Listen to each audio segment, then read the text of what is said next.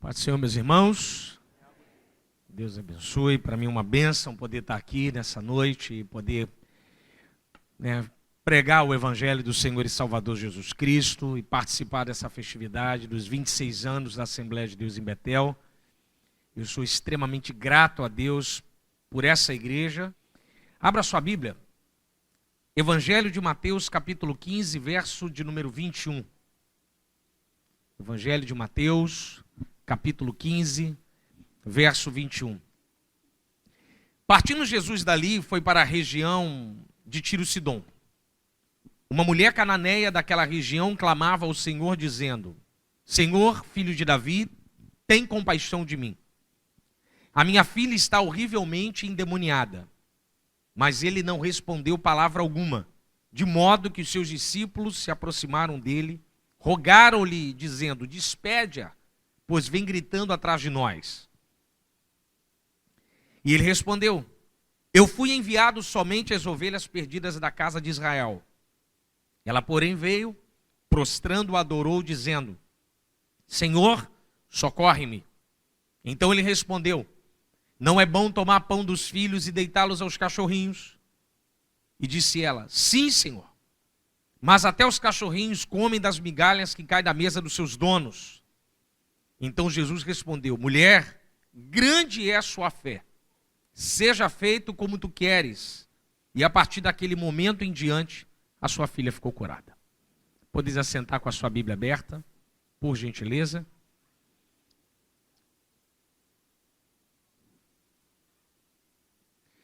Jesus está em um momento difícil do seu ministério, pelo ponto de vista de perseguição e todo momento enfrentamento com algumas escolas de interpretação judaica que existiam na época, nesse período no templo, já no segundo templo, no templo já ampliado por Herodes o Grande. Durante esse período, muitas escolas que faziam parte do templo tinham uma interpretação a respeito da lei, ou melhor, da Tanakh, da Torá, etc.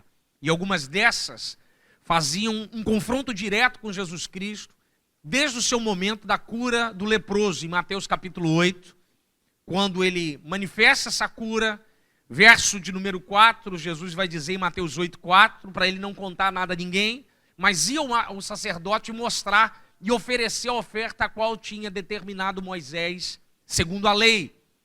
Como só o Messias poderia fazer essa manifestação, então cresceu grandemente oposições a respeito de Cristo. Quem eram essas escolas que faziam essas oposições?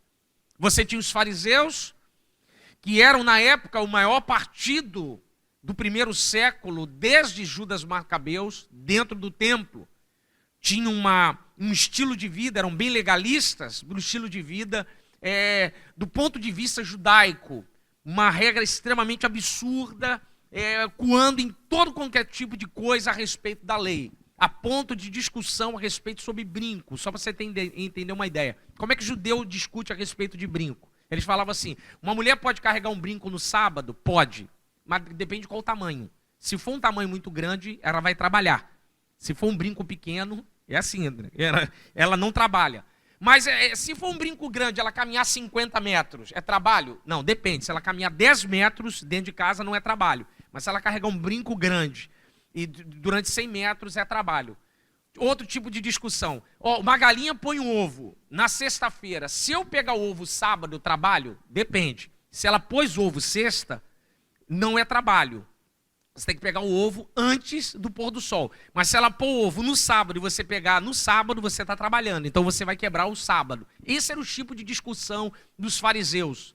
Discussões extremamente assim absurdas perante a lei. Eles eram o maior partido político, maior partido, melhor, de interpretação da lei judaica do primeiro século. Você tem os saduceus, influenciados pelos gregos, não acreditavam nos anjos nem em ressurreição, mas eram um partido assim de muita notoriedade. Muitos sacerdotes tinham influência dos saduceus e até alguns escribas sustentavam as duas escolas, os escribas e os saduceus. Você tinha os zelotes, que era um partido revolucionário, carregavam uma ideia de revolução através do sangue, Alguns vão dizer que Barrabás era zelote.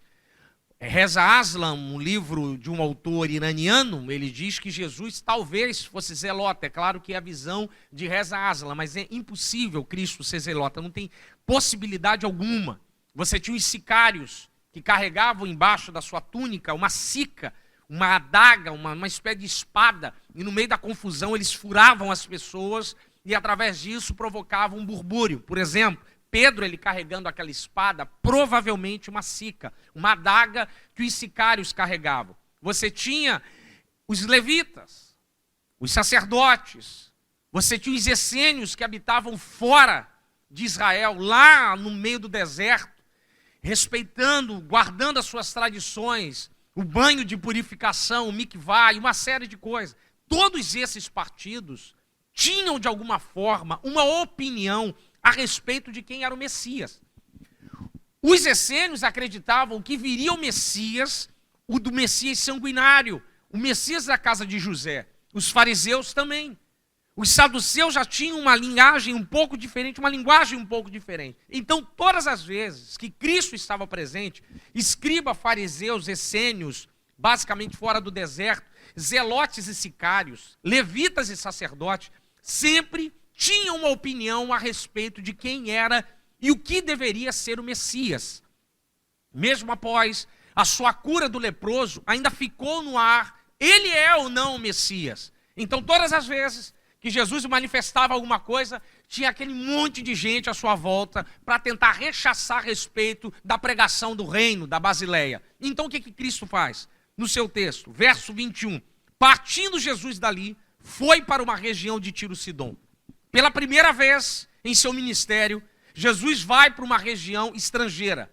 Ele sai das fronteiras de Israel e vai definitivamente para uma região de outro país. Eu até brinquei com um amigo riu muito, eu falei, aqui Jesus se tornou conferencista internacional. Aqui ele começou a rir, a gente estava brincando sobre isso, a respeito desse termo, conferencista internacional. Eu falei, aqui ele se tornou um conferencista internacional. Ele saiu de Israel e foi para a região de Tiro-Sidom. Mas por que Jesus vai para Tiro-Sidom? Tiro-Sidom eram os povos que tinham grande aversão ao povo judeu. Se você pegar Ezequiel do 26 a 28, você vai ver profecias contra Sidom.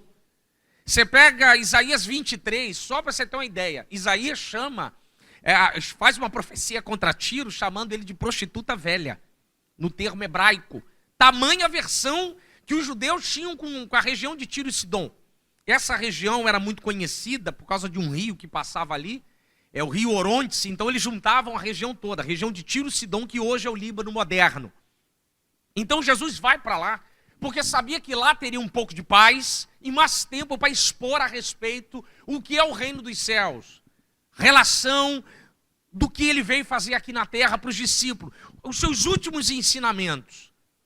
O que ele estava fazendo. Então aqui ele teria um pouco mais de paz, que aqui ele seria um ilustre desconhecido. Poucas pessoas saberiam quem ele era. Mas o texto diz o seguinte para nós, na sua Bíblia. Uma mulher cananeia daquela região clamava ao Senhor. Mateus aqui é um pouco racista, a sua escrita, porque ele chama ela de Cananeia. Cananeia é descendente de Cão, filho de Noé. Mateus está dizendo, ela é maldita. Mulher cananeia, é maldita. Mateus não diz nem o nome dela, não, ela é cananeia. Ela é maldita. Ela é adoradora de Baal, Astarote, Moloque. Ela não tem qualquer relação com o povo judaico.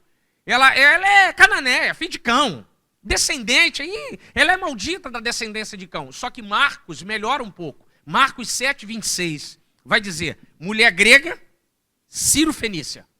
Marcos dá quase o CPF dela. Mulher grega, Ciro-fenícia. Mulher grega, religião. Marcos diz qual é a religião dela. Qual é a religião dela? Grega. Ela adora Zeus, oráculo de Delfos, Hades, Hermes, cão cerbeiro de 3 cabeças, não acredita na ressurreição, crema o corpo é mau, a alma é boa, a morte é amiga da alma, inimiga do corpo, e uma série de coisas, a morte vem para libertar a alma do corpo, isso é a visão grega. Eu quero saber a respeito de algo. Vai consultar o oráculo de Delfos. Você vai ver lá a inscrição, conhece-se a ti mesmo. Esse era a visão grega a respeito da divindade. Os deuses habitam no Monte Olimpo. Zeus é o guardião de todas as coisas, tem Ares, etc. Mas Marcos diz que ele é Ciro-fenícia. Marcos junta as duas ideias, duas geografias, os dois tipos de comportamento, porque Marcos pega o siríaco, a língua que era muito parecida ao aramaico, então junta. Ela é Ciro-fenícia. Mas Marcos tem muito mais para dizer para nós, entendendo a visão de Mateus. Ela é cananeia. Quando Marcos diz que ela é Ciro-fenícia, Marcos está querendo trazer enfoque a principal característica dela. A característica dela, qual era? Fenícia. Ela é fenícia. Em outras palavras, qual é a mulher fenícia mais famosa da Bíblia? Jezabel. Marcos está querendo dizer o que com Mateus? Ela é adoradora de Baal e Zeus. Ela é fenícia. Ela é igual a uma mulher maldita. Ela é diferente das mulheres judaicas. Só para você ter uma ideia, 1 Reis 16:31 vai dizer que Jezabel é filha de Etbaal, rei dos Sidônios. Sidom. Tiro, Sidom. Tudo a mesma região. Tudo fazia parte do mesmo pacote. Em outras palavras, ela é fenícia. Se veste como fenícia. Hábitos como fenícia. Come carne sacrificada. Provavelmente compreende a ideia de queimar os filhos a Moloque. Ela não tem qualquer relação com a aliança judaica do Sinai. Ela não tem nada a ver com a gente. Mas o texto diz para nós o seguinte: clamava ao Senhor, dizendo: Senhor, filho de Davi, tem compaixão de mim. Qual é o grande enfoque? Vira sua folha aí.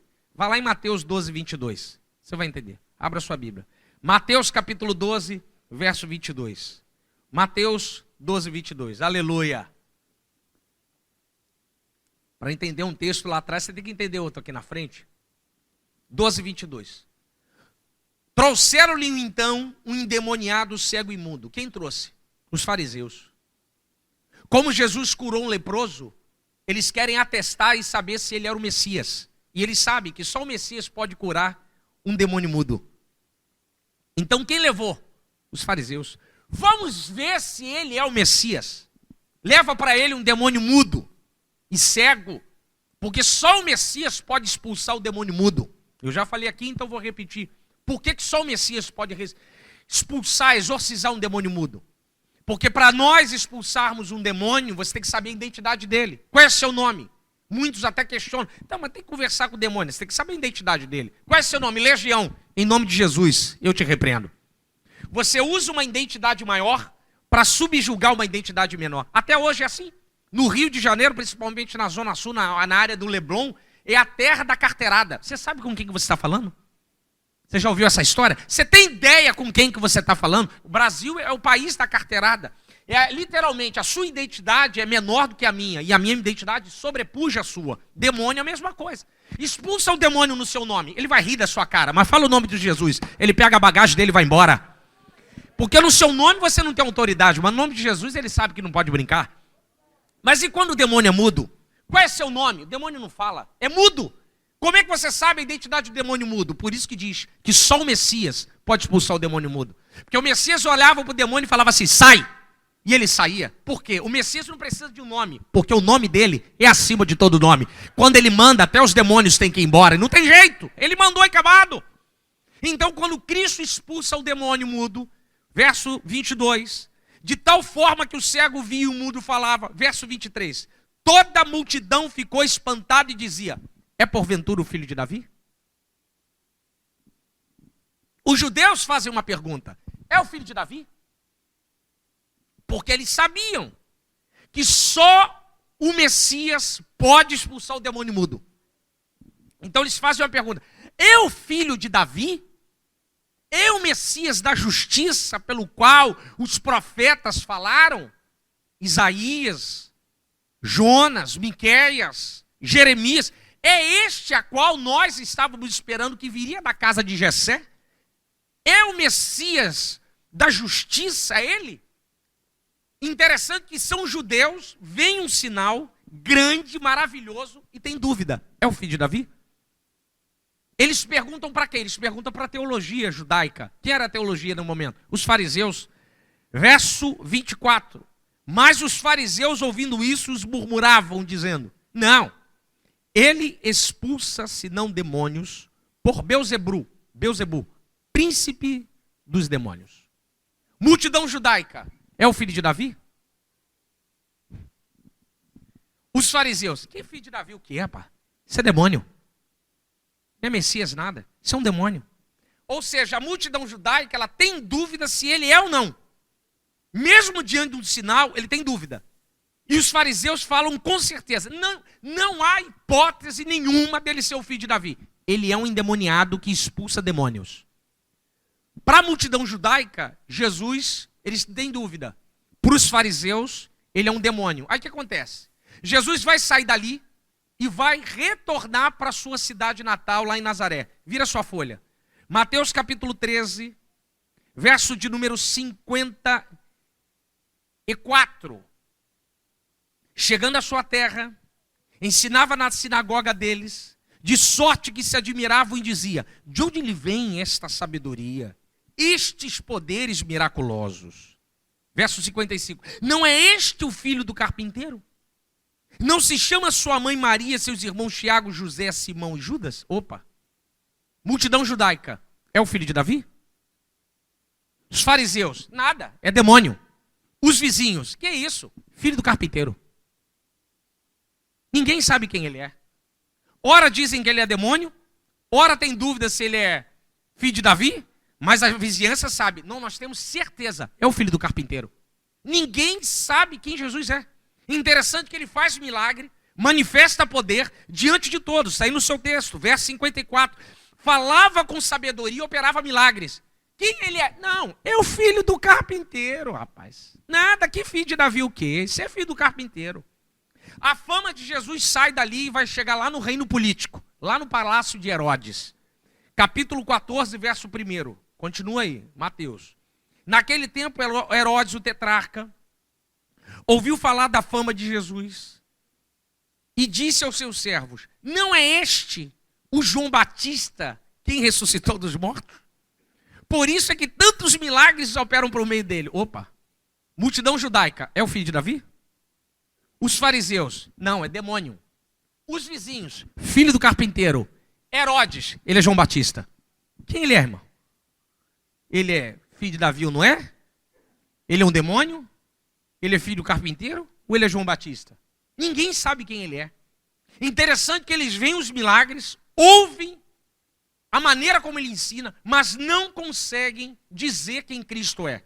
Aí o que Cristo vai fazer? Por ele ter sido confundido com João Batista, que já havia sido morto, o que ele faz? Ele vai embora. Porque ele sabia que se confundiram ele com João Batista, a probabilidade de matar ele antes do tempo era grande. Então ele vai embora. Jesus então sai dali, verso de número 13 do capítulo 14, faz a primeira multiplicação dos pães, fica com a multidão afastada, vai para um lugar distante, manda os discípulos atravessarem o barco para o outro lado, verso de número 25 do capítulo 14. Mas na quarta vigília da noite, dirigiu-se Jesus a eles, andando sobre o mar.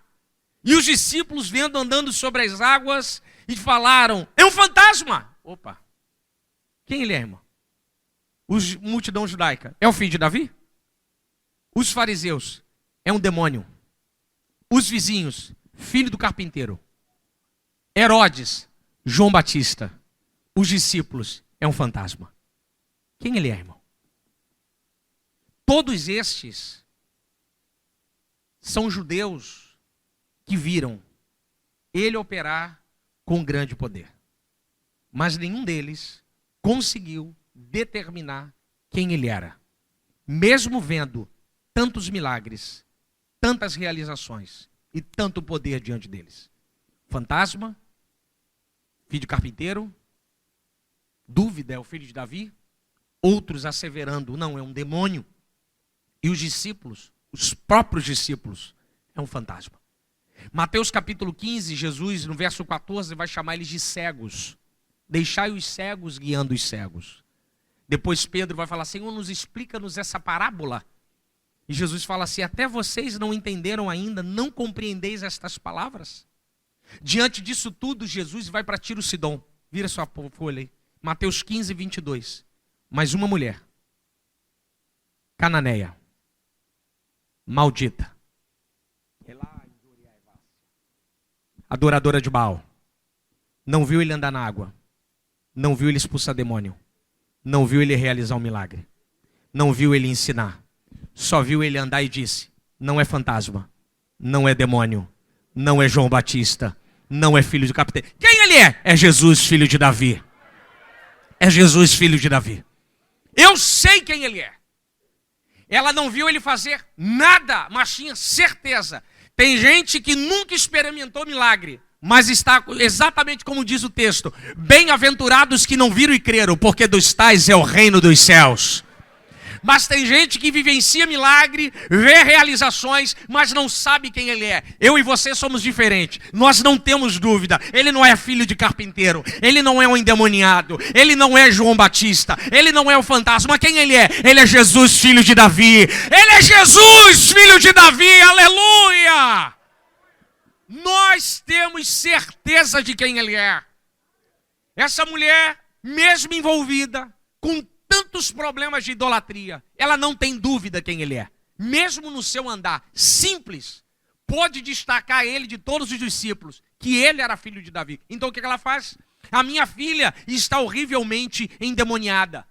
Em outras palavras, eu tenho um problema em casa que o demônio está sobre a vida da minha filha. Baal não resolveu. Astarote não resolveu. Astarte não resolveu. Zeus não resolveu. Mas o filho de Davi vai resolver. E eu tenho certeza que o Senhor vai resolver. Essa mulher me impressiona pela sua característica de fé. Que fé é essa? Primeiro, o estilo de fé dela. A fé de que os problemas ficam em casa. Ela em casa não resolve nada. O que ela está dizendo? Se eu continuar aqui, o demônio vai continuar reinando. Porque eu não posso expulsar o demônio, mas eu vou lá fora. E eu sei que tem um lá fora, que vai estar por aqui por perto. E eu vou me encontrar com ele. Demônio, eu não posso fazer nada, mas Jesus, o filho de Davi, pode. Ela deixa os problemas em casa e vai buscar a Deus. Meu amigo, não deixe que as coisas da sua casa, que as coisas da sua vida te distanciem de buscar a Deus. Deixe tudo em casa do jeito que está e vem aqui e vá para sua casa com o filho de Davi do braço dado junto com você. Porque você não pode resolver, mas Jesus que está aqui dentro, ele pode fazer muitas coisas. Você vai ficar aí e eu vou atrás dele. Eu vou me encontrar com ele. E o que o texto diz para nós? A Bíblia diz que nessa crise que ela estava vivendo, esse momento de caos, ela não se entrega, ela busca. Ela vai atrás de Cristo. Verso de número 23. Mas ele não respondeu palavra alguma. De modo que seus discípulos, se aproximando-se dele, rogaram-lhe, despede-a, pois vem gritando atrás de nós. Esse texto aqui tem implicações muito interessantes. Em primeiro lugar, que no grito dela, o próprio texto diz que ela gritava, expandia os seus pulmões, clamando por um socorro. O texto diz que Jesus não responde, mas os discípulos se sentem incomodados. Meu amigo, aprenda uma coisa. Se os discípulos ouviram, você acha que Jesus não ouviu? O seu ouvido era muito mais apurado do que o dos discípulos. Pastor, mas por que ele não respondeu? Porque não é o tempo. Eu quero te dizer uma coisa, ele não respondeu ainda, mas ele já está te ouvindo há tempo. Os discípulos ouviram e se sentiram incomodados com o grito dela. Senhor, despede-a, pois vem gritando atrás de nós. O termo despedir aqui é o mesmo termo do grego para divórcio. Em outras palavras, não se envolva com ela. Balança a sua mão, Jesus, dá o que ela quer para ela ir embora. Porque o termo gritou, estava gritando, é quase nível carioquês nosso, barraco. Senhor, essa mulher está fazendo um barraco absurdo e está incomodando a gente. Se você olhar o texto, Jesus não se incomoda com o grito dela, são os discípulos. O problema do homem é esse, acha que a nossa adoração é para incomodar ele. O nosso problema não é com quem senta do nosso lado, o nosso problema é o que está acontecendo com a nossa casa.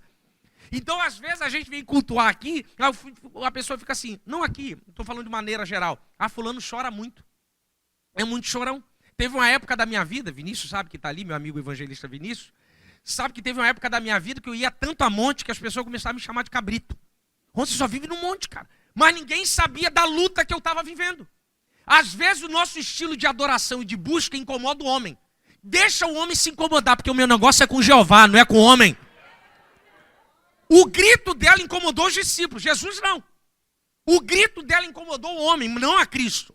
Por que os discípulos mandaram ela embora? Porque só Cristo pode mandar alguém embora da sua casa. O homem não tem autoridade de expulsar ninguém e nem dizer, não aceita essa adoração, porque essa adoração é estranha. Não aceita esse estilo de cantar, porque esse estilo de cantar é estranho. Jesus está dizendo, ele não veio buscar você, ele veio buscar a mim. Deixa ele gritar, deixa ele falar comigo, porque ele está falando é comigo, não é com vocês. Despede-a, pois vem gritando atrás de nós. Não se envolva, Cristo. Mantenha a distância, ela é cananeia, cirofenícia. Ela é maldita, ela pertence a descendente de Cão. Irmão, se tem uma coisa que eu aprendi na Bíblia, se tem um Deus que se envolve, é Jesus. Ele ama se envolver.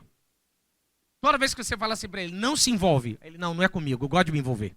Por exemplo, quando você lê lá, João capítulo 11, verso 17, quando Jesus vai para a casa de Lázaro, primeira coisa, Jesus precisava ir na casa de Lázaro para ressuscitar Lázaro? Sim ou não? Não, ele curou o servo do centurião à distância, a ponto do servo, o centurião dizer, não precisa nem entrar na minha casa, uma palavra e o meu criado ficará curado. Por que Jesus foi para a casa de Marta e Maria? Porque ele tinha um envolvimento com aquela família. Ele gostava daquela família. Por que ele vai lá? Ele vai se envolver com ela. Então ele se aproxima. Ele quer ver o ambiente, sentir o luto, sentir a dor. Marta recebe ele, porque Marta é a mais velha. 11:21. Senhor, se o Senhor estivesse aqui, o meu irmão não teria morrido. Aí eles começam a conversar, bate papo, conversa, fala sobre teologia, teologia da glorificação, mundo judaico, etc.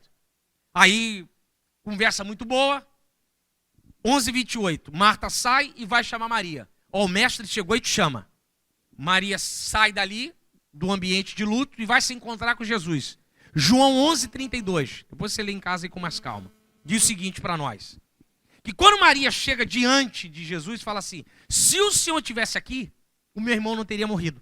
Só que o texto diz assim, que ela chora. Marta e Maria falaram a mesma frase. Marta falou, se o Senhor estivesse aqui, o meu irmão não teria morrido. E não houve um tempo de combinar as frases. Marta falou e Jesus conversou com ela. Não é verdade. E conversaram.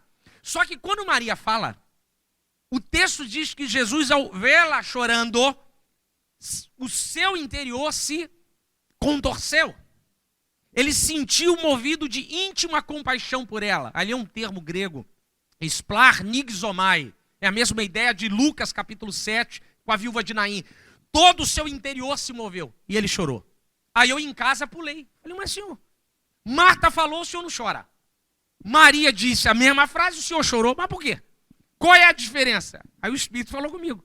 Com uns eu choro, com outros eu converso. Mas eu trato cada um na sua particularidade e do seu jeito. Ele não nos envolve com a gente de maneira geral. Para cada um aqui ele tem um envolvimento. Oh, aleluia! Oh, aleluia! Aleluia!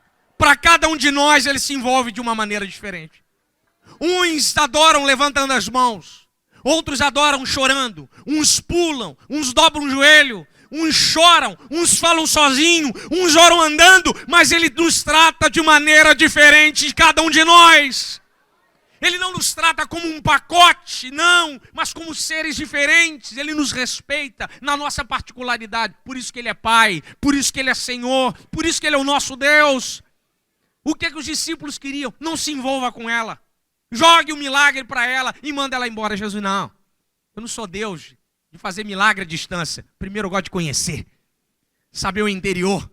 Saber o que passa, o que pensa, o que acontece. Eu quero te dizer uma coisa. Ele sabe como você está hoje. Ele sabe como é que você estava ontem. E ele sabe como é que você está amanhã. Ele sabe o que tem dentro do seu armário. Como é que está a sua conta. Como está a tua mente. Como está a tua vida. Enquanto você dorme, ele não dorme. Porque não dormitará e nem tosquenejará o guarda de Israel. Ele está do teu lado, velando o teu sono, guardando a sua vida.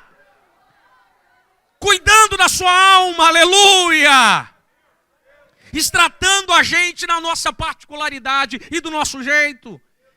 O que eu acho interessante é que, com todo respeito aos líderes de louvor, meu amigo aqui que canta, tantos amigos que eu tenho em louvor, acham que a maneira de adoração é igual a todos. Não, filho, cada um tem a sua maneira, cada um tem o seu jeito, cada um tem a sua particularidade. Eu tenho amigos, eu tenho um amigo que, por exemplo, que quando você vai orar com ele, é 2, 3 horas de joelho.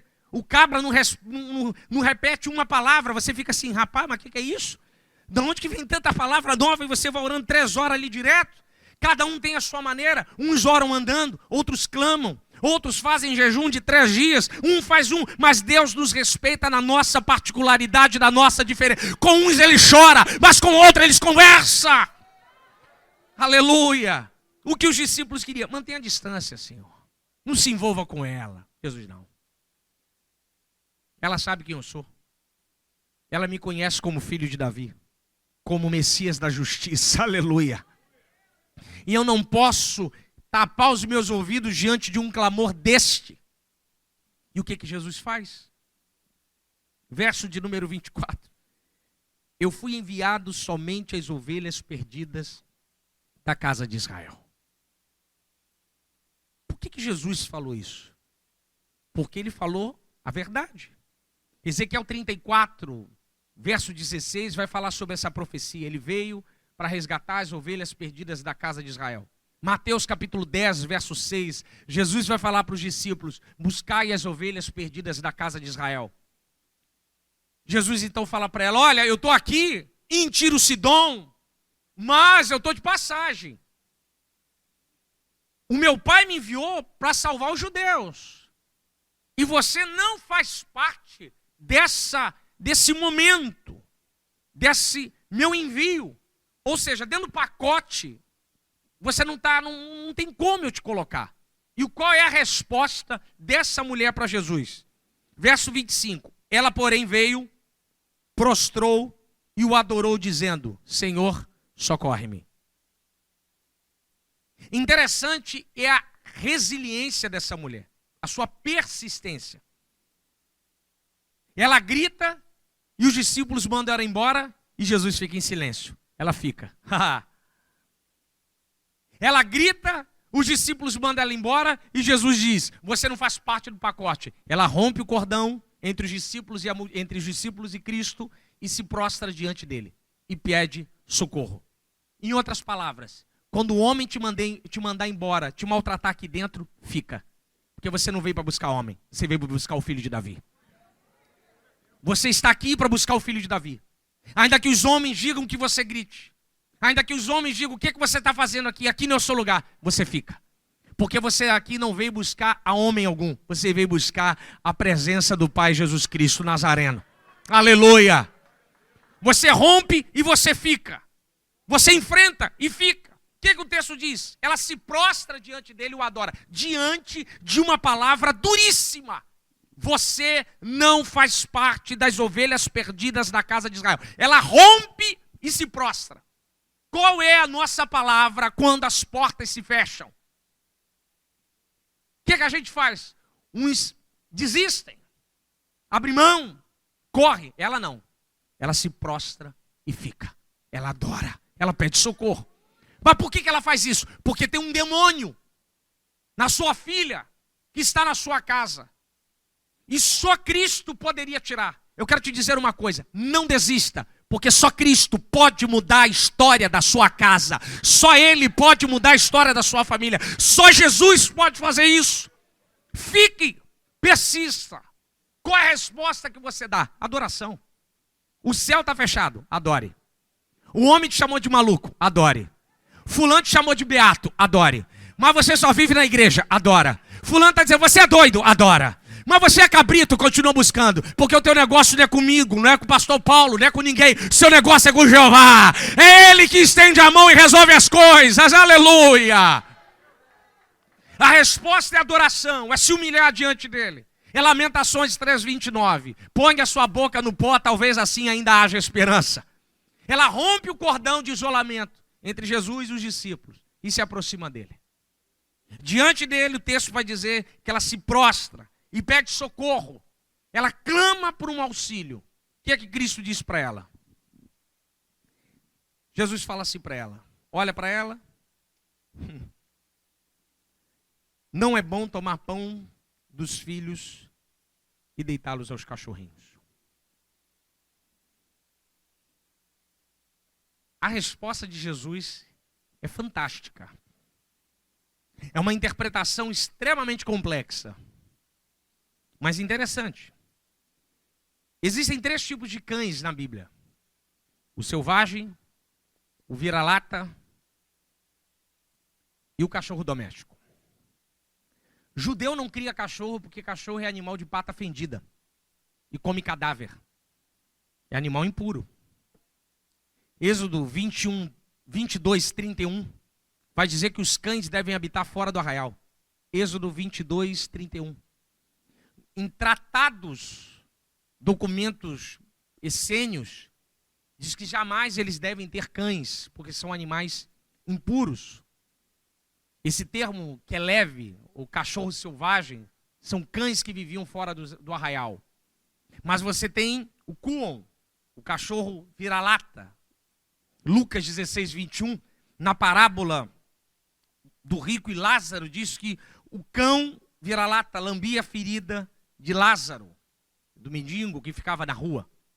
Mas existe um outro termo, o cunarion, que é esse termo aí, cachorrinho.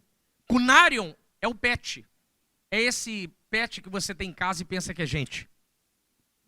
É esse aí mesmo, que dá um trabalho surreal, gasta dinheiro e não te dá retorno nenhum, só dor de cabeça. E ainda pensa que é gente, né? Ainda reclama, quer sentar num lugar que você, seu preferido, né? É só o sangue, é isso aí mesmo, irmã, só o sangue. Então é uma série de coisas. Então esse pet que você tem em casa é o cunarion. É o cachorro de dentro de casa. Só que tem uma coisa. Quando você estuda sobre cães, aí você tem que mergulhar para entender qual é a ideia que Jesus está dizendo aqui. Uma das linhas da interpretação de cães no mundo, na Europa, é que os fenícios trocavam mercadoria por cães. Eles se tornam uma das linhas de interpretação. Isso em algumas dissertações que eu consegui, livros, acesso, livro internacional e etc. Que os fenícios são um dos primeiros povos do mundo a domesticar cães. Cachorro e fenício é tão ligado que em 2 Reis 9:36, a profecia de Elias é que Jezabel seria comida por cães. De tanto são ligados à cultura. Então acredita-se que os primeiros povos a domesticar cães e colocar dentro de casa foram os fenícios. O que Jesus está falando para ela? Usando uma linguagem da terra dela. Em outras palavras, você é sensacional. Você é fantástica. O fato de você estar dentro da criação não significa que você faz parte da família. É a mesma ideia das ovelhas. Você não faz parte das ovelhas perdidas da casa de Israel. Um exemplo prático. Em um momento de crise da sua vida, você tem R$50. Aí você tem um cachorro, um marido e um filho lá. Você compra ração ou compra carne? Quem vai dançar? O vaso de 4 patas. Vai dançar feio. Porque você não vai abrir mão da família para alimentar o cão, correto? É o que Jesus está dizendo. Por mais que você faça parte da criação, você não faz parte da família. O seu cão, o seu pet, etc., ele está dentro da sua casa, mas não faz parte da família. Ele está usando uma linguagem figurada aqui para ela. Você está dentro da criação, mas não faz parte da família. Se você olhar o texto, olha comigo. Verso de número 26. Ele usa o termo pão. Ele está dizendo, eu não posso tirar dos meus filhos um lugar da mesa, porque judeu come pão na mesa, tirar aqui e jogar para quem está fora da mesa. Em outras palavras, quando eu olho a mesa, não vejo um lugar para você sentar. Não há hipótese nenhuma de você sentar aqui. Não há um lugar para você nessa mesa para você sentar. Jesus está dizendo, sua fé é fantástica, mas não tem lugar para você. Verso de número 27. O pior de tudo é que ela concorda. Sim, Senhor. É verdade. Eu olho para a mesa e não tem vaga para mim. Eu não sou judia. Sou cananeia. Descendente de Cão, filho de Noé. Fenícia. Faço parte da aliança de Balaque, de Assarote, de Baal. Não tem qualquer relação com a aliança do Sinai. É verdade. Não tenho direito de um lugar na mesa. Concordo com o senhor. Sim, senhor. É verdade. O impressionante é que ela não se coloca altiva diante da resposta de Cristo. Ela olha a resposta e concorda. Ela olha a palavra e diz: é verdade, Senhor, eu concordo com a sua resposta, mas até os cachorrinhos comem das migalhas que caem da mesa dos seus donos. Rapaz, ela está dizendo para o Senhor: é verdade. Mas deixa eu te falar uma coisa, Jesus. Deixa eu te falar uma coisa. Se seus filhos soubessem quão bom o Senhor era, o Senhor não estava aqui em Tiro e Sidom. O Senhor estava lá em Israel. Porque o Senhor tem colocado pão na mesa e eles te chamam de demônio. O Senhor tem colocado pão na mesa e eles te chamam de fantasma. O Senhor tem colocado pão na mesa e eles te chamam de João Batista. Eles têm colocado pão na mesa e eles têm dúvida de quem ele é. Mas o Senhor veio para cá. E eu não tenho lugar na mesa para sentar. Mas se eles não comem, problema é dele. Mas o que cair aqui hoje? O que cair aqui hoje eu vou comer porque eu tenho direito. Eles não se aproveitam, mas o que cair aqui eu vou pegar. Aleluia. O que cair aqui eu pego. Não tenho nada a ver com ninguém. Se ele vai no culto, ele não adora. Se ele está em casa, ele não lê Bíblia. Se ele vai nos lugares, ele não quer. Mas eu estou aqui é para adorar. E o que cair aqui hoje é meu. Eu não tenho nada a ver com ele. Mas o que cair aqui é meu. Aleluia. Você pode adorar o Senhor. Você pode adorar o Senhor nessa noite. Exaltar o Espírito Santo do Nazareno. Remana, revácia. Remachúria, revanjorgia. Remanda, vou deixar você adorar. Adora o Senhor, meu amigo.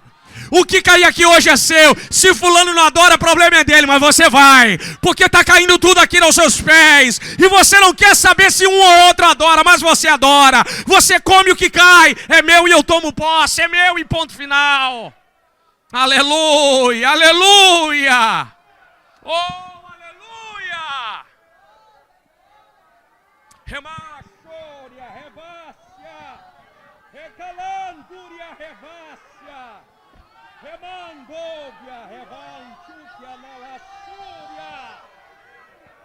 Meu Deus, que presença, Pai, que presença.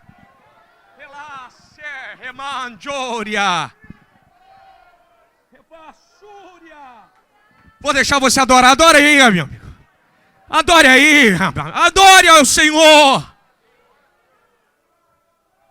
Oh, aleluia. Oh, aleluia! Ai, camandúria! Revácia! Remanjuque, remandarai! Recalassúria! Revassúbia! Recebe aí, irmão. O que caiu hoje é seu, irmão. Se ele não dá glória, o problema é dele. Mas o negócio é você, Jeová. Remandará, revácia! Revassúria! O interessante que ela fala assim: eu não preciso de lugar na mesa, não. Não faço questão de lugar na mesa. Mas o Senhor está aqui, ó. E eu fui a única que sei quem o Senhor é. Aleluia. Não estou nem aí se está caindo aqui no meu pé. Se eu sou cananeia. Mas o Senhor está aqui. O fato do Senhor estar aqui é porque quem está lá não está dando valor. Quantas das vezes, irmãos? Quantas das vezes? Pessoas que não são cristãs, não tem qualquer ligação com o cristianismo, não são crentes, vêm na igreja, fazem campanha e recebem. São abençoadas, meu amigo Marcos. São abençoadas. Aí você fica assim, mas fulano é pagão. Aí ele, não, mas eu sei meu lugar. Eu não tenho lugar na mesa, mas você não come e está caindo aqui, então o que cai é meu. Você não está comendo, então eu estou comendo tudo que cai, aleluia. Ela está dizendo para Jesus, Senhor, o que o Senhor está fazendo aqui em Tiro e Sidom? Era para o Senhor estar lá em Israel. Não era para sobrar nada, uma casquinha para mim. Mas o Senhor veio aqui. Assim somos nós. O que a gente está fazendo aqui, irmão? Quinta-feira, véspera de feriado, chovendo, aqui. Porque eles, muitos, não deram valor. Mas, aleluia. Aquele pedacinho caiu nas nossas mãos e nós... Não, eu não estou brigando por cargo. Eu quero comer o pão que cai. Oh, aleluia. Eu quero o pão que cai. Vem, pão. Pode cair aqui, ó. Eu não vou jogar fora nada. Não vou jogar nada fora. Aleluia. O que Jesus fala para ela? Verso 28 diz assim: mulher, grande é a sua fé. Grande é a sua fé. Seja feito como tu queres. O que isso significa? Jesus olhou para ela e falou assim: peraí, isso não é fé de quem está sentado embaixo da mesa. Peraí, eu vou puxar uma cadeira e você vai sentar do meu lado, ó. Você não tem fé para comer migalha, você tem fé para comer o que há de melhor sobre essa terra. Você vai sentar do meu lado. Jesus puxa uma cadeira e bota ela, senta ela aí, ó. Toma. Seja feito o que tu queres. Se ela sai dali e pensa assim, ó, eu quero que aquele monte vá para lá, ia. Eu quero que todo esse cemitério, todo mundo que está morto se levante, ia levantar. Porque o texto diz, seja feito como tu quer. Jesus pegou uma chave para ela e deu assim, toma. Aí ela, qual porta que abre lá? Qualquer uma. Qualquer chave que você colocar aí, da fechadura, vai abrir. Porque a sua fé não é fé para comer migalha, a sua fé é fé de filha, e filha senta do meu lado, e filho tem acesso à herança, filho tem acesso ao que eu dei, toma aí, é seu. Então que nessa noite eu quero ser profeta aqui na sua vida, e possa te dizer, seja feito como tu queres. Eu não sei como você entrou aqui, como seu coração está, como está a tua alma, mas eu quero te dizer uma coisa, você não foi resgatado da lama para comer migalha, você está sentado na mesa do Senhor ao seu lado, Deus te colocou na mesa junto com Ele. Não tenha fé para migalha, não, tenha fé de filho que senta na mesa, fé de filho que tem acesso à herança. Seja como essa mulher. Ainda que os homens digam, vai embora. Ainda que o céu pareça fechado, fica. Não desista. Porque todos aqueles que se humilham debaixo da potente mão do Senhor, Ele exalta. Ela se humilhou e saiu exaltada. Quando Jesus diz, mulher, grande é a sua fé. Mateus 14, 31. Mateus 14, 31. Jesus vira para Pedro e fala assim, Pedro, homem de pouca fé, por que duvidaste? Jesus vira para ela, ó Pedro, a sua fé é pequena, mas a dela são os mesmos que mandaram ela embora e falar baixo. Jesus diante daqueles que humilharam a exalta. Assim é comigo você. Quem te humilhou vai ver Deus exaltar você. Precisa nem força, é Deus que faz. Mulher, grande é a sua fé. Seja feito como tu queres. A partir daquele momento em diante, a sua filha ficou curada. Porque ela percebeu que não havia lugar na mesa para ela. Mas ela percebeu que Cristo é o Senhor de todas as coisas. Ele é o Messias da justiça. E por Ele vale a pena ficar. Ainda que os homens nos critiquem, ainda que as portas pareçam que estão fechadas, ainda que o vento seja contrário, vale a pena enfrentar toda dificuldade, porque no final tem sempre lugar na mesa para a gente sentar. Aleluia. Vai ficando de pé em nome de Jesus. Vai ficando de pé em nome de Jesus. Oh, aleluia, que presença doce, Pai. Às vezes, irmãos, nós somos assim. Nós somos, como é que eu vou explicar? A nossa relação com Cristo, com a eternidade, é uma relação de medo. É um fantasma. É João Batista. A gente tem que se relacionar com Ele da maneira como Ele é. E às vezes Deus faz algo tão simples, meu amigo presbítero Joel, tão bobo, só para provar para nós que Ele é o mesmo. Eu tenho uns amigos lá no Rio, lá na Baixada, uma galera lá boa, lá de oração. Aí foi eu e Graciele num trabalho de oração esses dias. Aí Deus usou um amigo meu para mim. Falou assim: Ronald, por esses dias você vai numa rádio falar. Eu não sei se é a Melodia ou o Shaddai, mas eu vejo você sentado dentro do estúdio de uma rádio. Não vai demorar muito não. Você vai falar alguma coisa de debate, em alguma das duas rádios, eu não sei qual é, mas eu vi você dentro de um estúdio. Você crê nisso? Eu falei, creio. Você tem como entrar lá? Eu falei, não. Quarta-feira, ontem eu estava na Melodia falando no debate. Mas pastor, um negócio bobo. É para Deus provar para nós que às vezes a gente está sentado na mesa e não tomamos posse do pão que está colocado na nossa mesa. Porque a gente se olha diante do espelho e diante da obra que Cristo fez para nós, Ele fala assim, come aí meu filho. E você não. Como a gente come o pão? Na oração, na palavra, na comunhão entre os irmãos, na adoração a Ele, aleluia. Diante dessa graça que eu e você temos, essa presença maravilhosa que a gente tem. Isso é uma bênção, porque eu e você não estamos mais comendo migalha. Então a nossa oração não pode ser aquela oração de migalha, tem que ser oração de filho. Senhor, eu sei quem o Senhor é. O Senhor é aquele que trouxe Lázaro depois de 4 dias de morto. O Senhor é aquele que ressuscitou depois do 3º dia. O Senhor é o nome acima de todo nome. E eu creio, ó Pai, na sua palavra. Eu creio no seu nome. Eu creio no seu poder. Eu creio que ainda que esteja morto, viverá. Eu creio que o Senhor é o Deus que cura, o Deus que transforma, o Deus que liberta, o Deus que batiza, o Deus que faz proeza. O Senhor não mudou. O Senhor é o mesmo ontem, hoje e eternamente será. Aleluia. Fecha os olhos. Senhor, em teu nome, Pai, teu Espírito, Senhor, nós oramos ao Senhor, diante do seu Evangelho, diante da sua palavra.